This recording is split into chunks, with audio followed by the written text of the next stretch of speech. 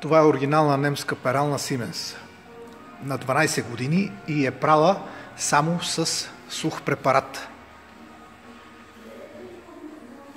При пристигнато от Германия урда се разглаба и се почиства, за да няма следи от предишни прането.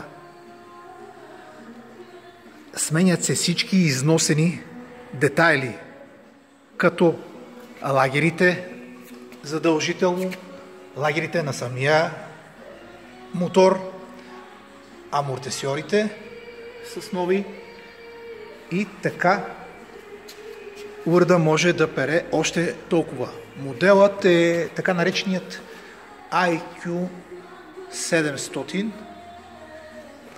На номера отзад, който е идентичен като шасито на автомобилите, може да се провери по-точно. Пералната е 7, има ги като и 8 кг.